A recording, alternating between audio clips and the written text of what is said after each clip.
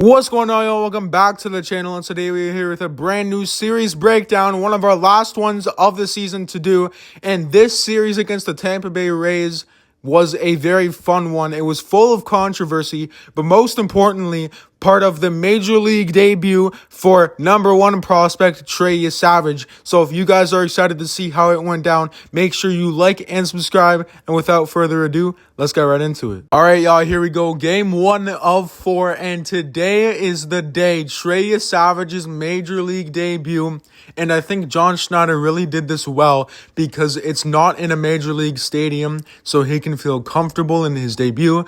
But in the first inning, he was not feeling comfortable because he was letting up a run to start off the game. 2 back-to-back hits to start it off in the first inning, and it's 1-0. But after that, Trey decided to lock down. He threw strikeout after strikeout, and the Rays hitters had no response for him whatsoever. He was absolutely dialed in.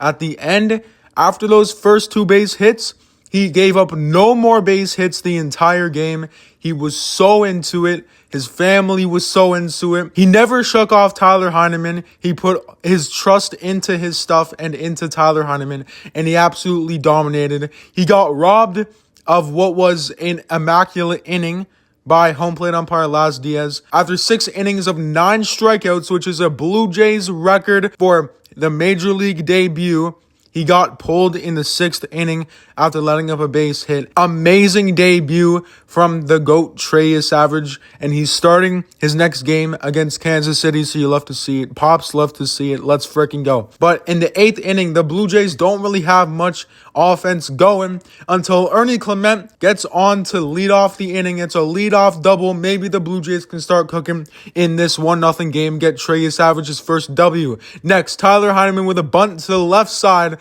He's not safe, but it sets up Andres Gimenez with a runner on third and 1 out. And Andres Gimenez delivers with the ball in the air, and Chandler Simpson is going to get it, but it doesn't matter because it's a sac fly. Ernie Clement scores, makes it 1-1. Now, in the 11th inning, it goes into extra innings. Runner on second with 2 outs, and George Springer comes through for the Blue Jays. Ernie Clement scores from second. You'll love to see it. Unc loves to see it. He's still got it. And the Blue Jays take the lead, and Braden Fisher into the game to close it out in the bottom of the 11th. 2 on, doesn't matter, strike out. 1 out, doesn't matter, strike out. The next batter, doesn't matter, strike 3. He lets up a base runner, but no more, strikes out the next 3 in a row, and gives Trey Savage his first Major League W. Amazing game for the Blue Jays. Let's move on to the next. All right, now it's time for Game 2 between the Blue Jays and the Rays. And the Blue Jays looking to continue with the momentum. And George Springer's looking to lead it off strong. All right, he sends the ball up the middle for a single. Runner on first to lead off the game. Addison Barger now with 2 outs, looking to capitalize on this opportunity. He gets a bloop, but it gets down in between the shortstop and left fielder, and George Springer is going to score. It's 1-0 Blue Jays later in the game. Davis Schneider draws a walk. He steals, but it doesn't matter. Ernie Clement draws a walk. Runners on second and third for Andres Gimenez, who also draws a walk, and George Springer is back up again, looking to do some more damage, this time with the bases loaded, and he delivers once again. In the 2nd inning, it's a single to left field that's going to score 2 runs, and the Blue Jays now lead it 3-0. 2 batters later, same inning, Vladimir Guerrero Jr. looking to do some more damage with 2 away, and that's exactly what he does. Single over the third baseman's head, and that's gonna score 1 more run. It's 4-0 Blue Jays. But then, this is the controversy of the night, ladies and gentlemen. I'm sure you've all heard of it up by now. Brandon Lowe, is that a home run? Looks like fan interference. Looks like the fan reached over the wall. Nathan Lucas was gonna catch it, but this is what they had to say. After review, there is fan interference, but the ball would have been a home run anyway. So it's a home run. Someone please explain to me how it can be fan interference and a home run at the exact same time. I don't know, and no one else knows either, but they get out of the inning. Now, 4-3 Blue Jays. Next frame, Nathan Lucas is at the plate, and he wants revenge on the umpires. He sends one to deep right. But wait, is this a home run as well? Looks like it is, but they don't call it on the field. They go to review, and the replay shows that it hits the fan before coming back into play. Therefore, it is a home run for Nathan Lucas, and the Blue Jays lead at 5-3. Next, Joey Loperfido was tired of all the close call home runs, so he's just going to send one. No doubt. Way gone. Want to review that one? I didn't think so. It's 6-3 Blue Jays. And now the Rays are back up at the dish. They don't like that. So they get a base hit to the left side with a runner on second, which will score the runner from second. And it is now 8-4. Now, Sir Anthony Dominguez into the game in the 8th inning. He looks to get out of the jam, which he does with a double play, and it remains a 6-4 game. Later in the 9th, runners on, so Jeff Hoffman comes into the ball game.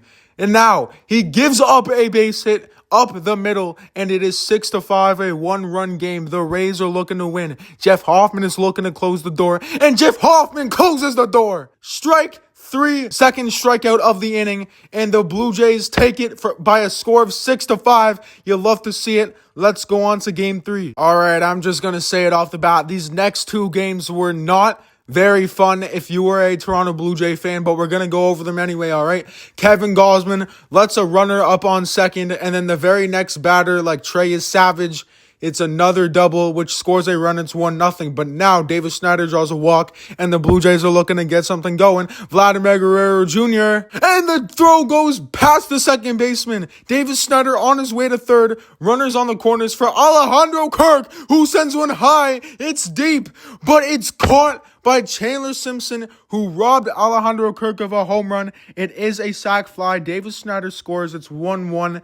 How did he catch this ball? I don't know. Then, Kevin Gausman is locked in, but they bring in Yario Rodriguez, who isn't locked in, I guess, and the same man who robbed Kirk of a home run and gives the Rays the lead on a single up the middle. It is now 2-1, and that would be all the offense for this game because Pete Fairbanks would come into the ball game in the 9th inning and strike out Ty France to end it.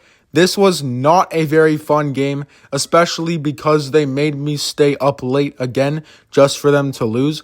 All the games this week, except for the final one, were till like 11 p.m., and for them to lose this game and for me to lose sleep, it was not very fun. But let's go to game 4 and see if they can win the series. Here we go, day game against the Rays, final one in Tampa, and Chris Bassitt is on the mound as the Blue Jays look to win the series against the Tampa Bay Rays, which they never do because they always play like cheeks against the Rays for some reason. In the bottom of the second, though, they show their true colors as Chris Bassitt lets up a single with the bases loaded, and it is off to a 2-0 early lead for Tampa Bay. Next, batter, Brandon Lowe. He sends one past Ernie Clement into right field. That's going to score the runner from second. It is now 3-0 Rays. And after 5 struggled innings from Chris Bassitt, he is pulled out of the game for Eric Lauer. What does Eric Lauer do? He gets out of the jam, all right? You'll love to see it from Eric Lauer. But then after that, he gives up a solo blast to Williams. And it is now 4-0 Rays. And after this, the Blue Jays hitters were just struggling to get anything going. They were struggling the entire game. And these final 2 games were the shortest games that I think I've ever seen because the other one was 1:30 and this one was 1:30 when I went to edit it. That means there was no offense the entire game because we were shut down by the Rays pitching.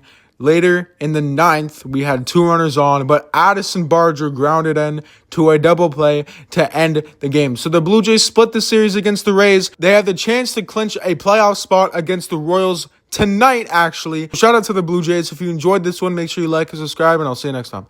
Peace.